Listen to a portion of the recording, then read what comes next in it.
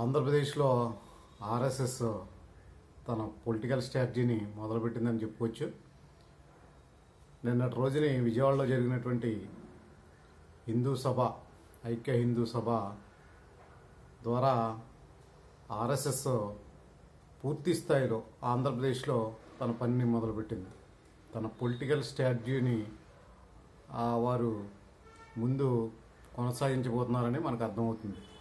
VHP ద్వారా వారి ధార్మిక సంస్థ అయినటువంటి విహెచ్పి, బజరంగ దళ్, వివిధ సంఘాలు, మఠాధిపతులు వీరందరి ద్వారా ఒక హిందూ శంకారం అనేటువంటి ఒక సభను వారు పెట్టి దాన్ని సక్సెస్ చేశారు.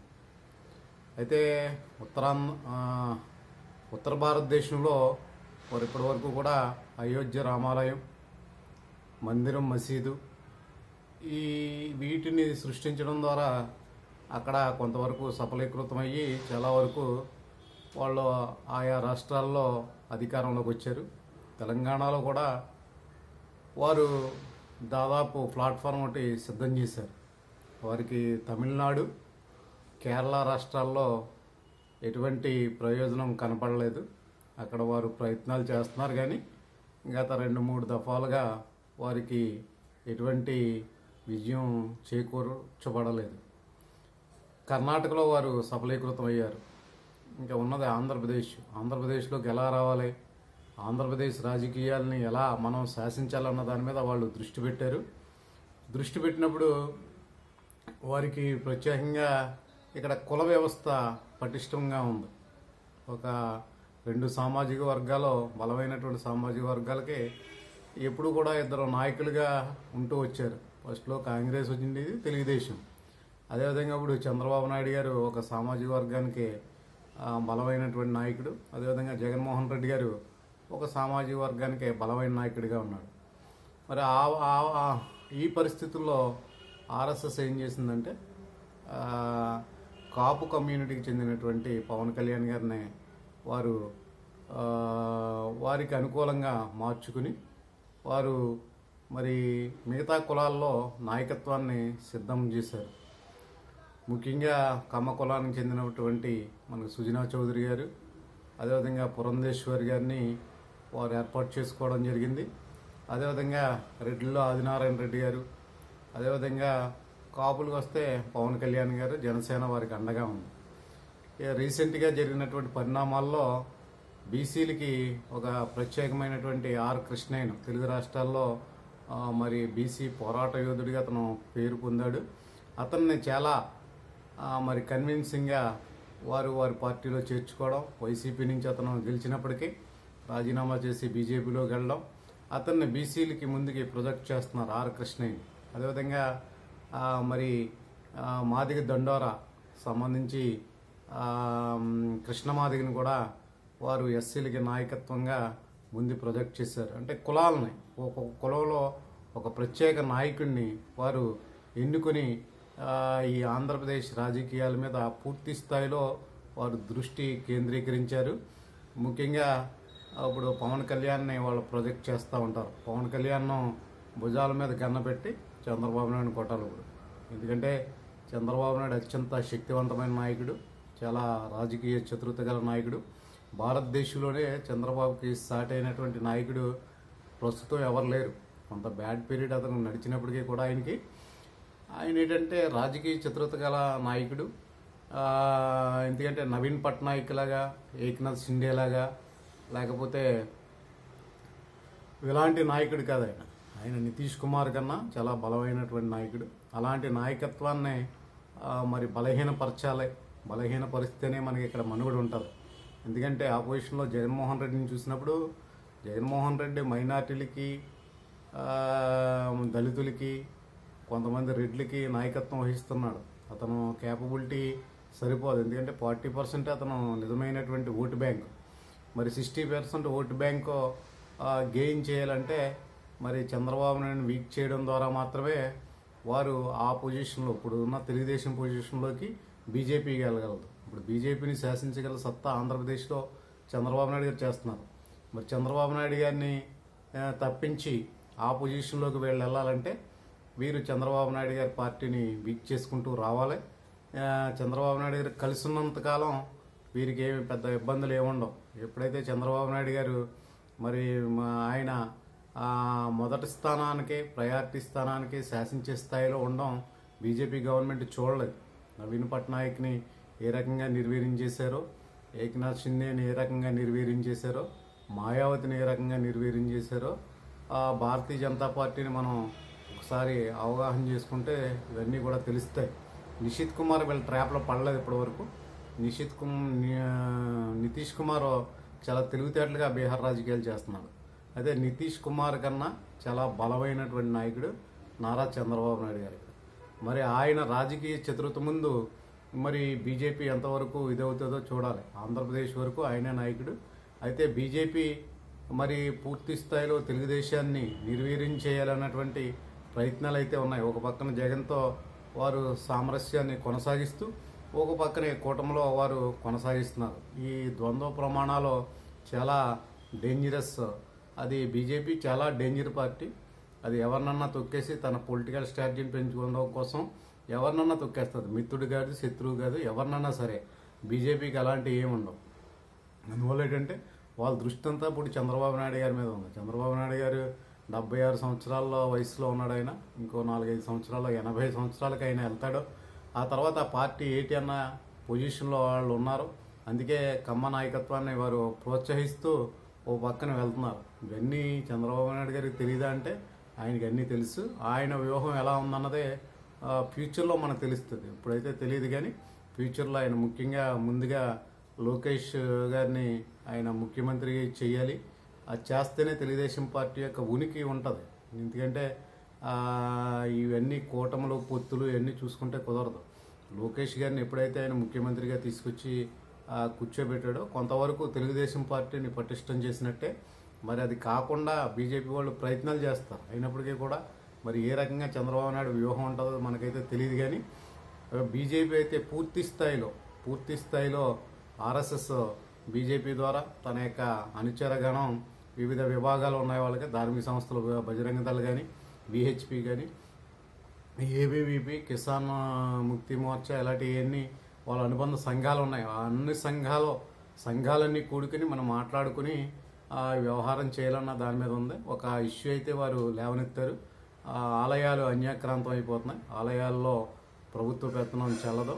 ఇక్కడ ఎవరైతే దాతలు ఉన్నారో, ధార్మిక సంస్థలు ఉన్నాయో వాటికి అప్పచెప్పి ఆ ఆలయాల్ని పరిరక్షించుకోవాలి, మన యొక్క ఆలయాలని మనం పరిరక్షించుకోవాలన్న దాని మీద వచ్చారు. ఇష్యూ అయితే మంచిదే. అది ఎంతవరకు మరి కరెక్ట్ అన్నదే మనం చూసుకోవాలి. ఒక ఆలయం ఉందంటే ఆలయంలో ఉన్నవాళ్ళు ధర్మకర్తలో లేకపోతే లోకల్గా ఉండేటువంటి ప్రజలు ఒక సంఘంగా ఏర్పడి ఆ కార్యక్రమాల్లో వారు నిర్వర్తించవచ్చు. కానీ నిర్వర్తించేవారు ఎంత ఇదిగా ఉంటున్నారో మనం చూస్తున్నాం. చాలా ఊర్లో ఇప్పటికే గొడవలు, 2 వర్గాల కింద చీలిపోవడం, సరైనటువంటి ఆ శిస్తు ఇవ్వకపోవడం, సరైనటువంటిగా దాన్ని నిర్వహించకపోవడం. ఎందుకంటే మనుషులందరూ స్వార్థపరులు. వారు ప్రభుత్వము పొలిటికల్ కలిపి ఇవన్నీ కూడా తినేస్తున్నారో అని చిన్నజీఆర్ గారు అంటున్నారు. కానీ ఎవరికైనా అప్పచెప్తే వాళ్ళు కూడా అంతే. ధార్మిక సంస్థల్లో చాలా బాగా చేసేటువంటి ధార్మిక సంస్థలు అయితే నాకైతే కనపడలేదు. మరి అలాంటివి ఉంటే మంచిదే. కాకపోతే ఏంటంటే మనిషి చాలా స్వార్థపరులు, వ్యవస్థలు కూడా చాలా స్వార్థంగా ఆలోచిస్తాయి. ఎవరికి దొరికింది వాళ్ళు తినేస్తారే తప్ప అది సక్రమంగా వినియోగించి ఆ దేవాలయాలకి వినియోగిస్తారనేటువంటి నమ్మకం అయితే లేదు.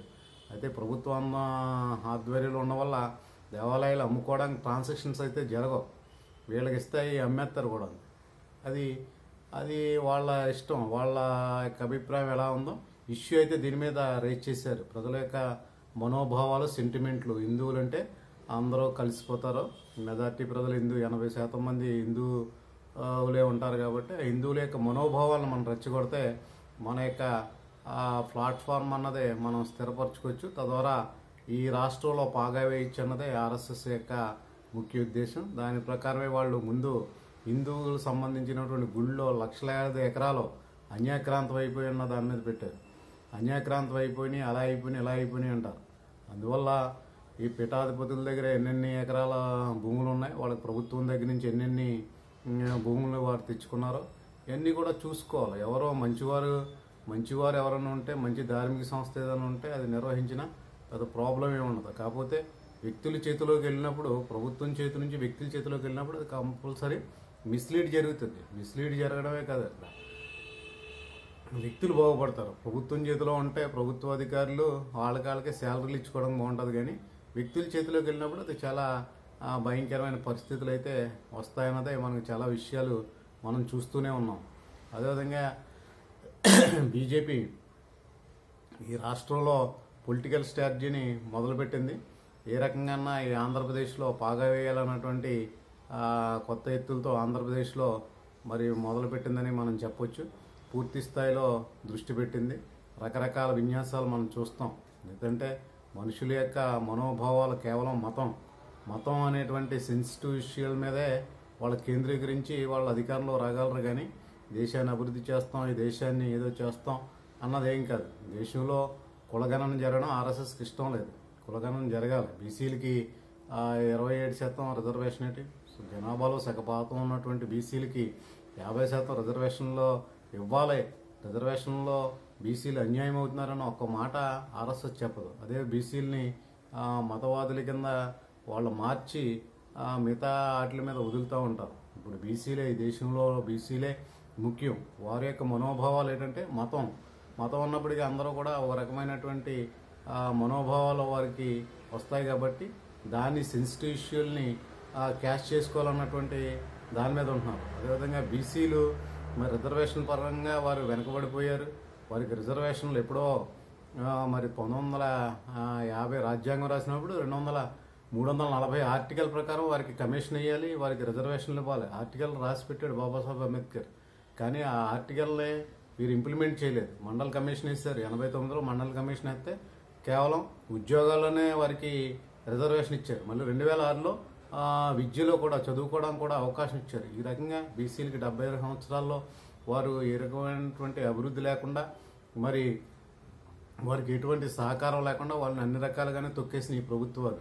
మరి దానికోసం ఆర్ఎస్ఎస్ మాట్లాడాలి. అదేవిధంగా విశ్వ హిందూ పరిషత్ వాళ్ళు, బజరంగ దళ వీళ్ళందరూ మాట్లాడాలి. బీసీలకి కులగణన చేయింది. ఏ కులాల్లో ఎన్ని ఉన్నాయో ఆ కులాలను బట్టి చేస్తే అందరికీ సమానమైనటువంటి ఓటాలు వస్తాయి. ఇప్పుడు బీసీలు కూడా వారికి 27%, మీరు 10% ఈబీసీ రిజర్వేషన్లు ఇచ్చారు, కాదనలేదు ఎవరో కూడా, దాన్ని అపోజ్ చేయలేదు. అదేవిధంగా బీసీలకు కూడా మరి సమాజంలో సగభాగం 50% ఉన్న వాళ్ళకి 27% కాదు కదా, 50% రిజర్వేషన్లు ఇవ్వాలి. సుప్రీంకోర్టు కూడా చాలా ఆశ్చర్యకరమైనటువంటి పరిస్థితులు. సుప్రీంకోర్టు 50% సీలింగ్ దాటకూడదు, మరి 50% సీలింగ్ ఈబీసీ రిజర్వేషన్ ఇచ్చినప్పుడు దాటిపోయింది. దాన్ని సుప్రీంకోర్టు క్వశ్చన్ చేయలేదు. అదేవిధంగా మరి మనోభావాలను రెచ్చగొట్టి ప్రజల్లో వైమనస్యాలు పెంచి ఇక్కడ రాజకీయం చేయాలనుకుంటున్నారు. మరి ఎంతవరకు సఫలీకృతం అవుతారో అన్నదే కాలమే నిర్ణయిస్తుంది. కాబట్టి ప్రజలందరూ కూడా అప్రమత్తంగా ఉండాలి. మనోభావాలు ఎంత మాత్రం కూడా ఎలా ఇది చేసినా వాస్తవాలను తెలుసుకుని వాస్తవికంగా ప్రజలు మెలగవలసినటువంటి ఆవశ్యకత ఉంది. వైమనస్యాల కారణంగా రాజకీయ నాయకులు వాళ్ళు పెద్దవాళ్ళు అవుతారే తప్ప ప్రజల్లో ఎప్పుడూ ఏ మార్పు ఉండదు. ఏ నాయకుడు వచ్చినా, ఏ పార్టీ వచ్చినా ఒకే రకంగా ఉంటుంది. ఉత్తరప్రదేశ్లోను, రాజస్థాన్లోను, మధ్యప్రదేశ్లోను, బీహార్లోను బీజేపీ గవర్నమెంట్లు ఉన్నాయి, మహారాష్ట్రలో కూడా. కానీ అక్కడ ప్రజల్లో అద్భుతాలు జరిగినాయి అంటే ఏ అద్భుతాలు జరగలేదు. కేవలం గుజరాత్ని మోడల్గా చూపిస్తున్నారు. గుజరాత్లో ఉన్నటువంటి మార్వాడీస్ అందరూ కూడా వాళ్ళ వ్యాపారస్తులు, దగ్గర వారికి ముంబై దగ్గరగా ఉంటుంది. అదేవిధంగా చైనా లాంటి దేశాలకు వెళ్ళి వస్తువులు తెస్తారు. వారు దేశవ్యాప్తంగా గుజరాతీలు ఎలా ఆక్రమించారు, ఏ రకమైనటువంటి వ్యాపారం వాళ్ళు చేస్తున్నది మరొక వీడియోలో అందరికీ కూడా స్పష్టంగా చెప్తాను. అదేవిధంగా ప్రజలందరూ కూడా అప్రమత్తంగా ఉండాలి. అప్రమత్తంగా వైమనస్యాలు పెరుగుతాయి. ఇక్కడ కేవలం మతాల మధ్య చిచ్చు పెట్టి చలి కాచుకోవాలన్న పరిస్థితిలో బీజేపీ, ఆర్ఎస్ఎస్ ఉంటుంది. కాబట్టి ప్రజలందరూ కూడా సమన్వయంతో మరి విజ్ఞతతో ఆలోచిస్తూ చైతన్యవంతం అవ్వాలని మనస్ఫూర్తిగా కోరుకుంటున్నాం. నమస్కారం.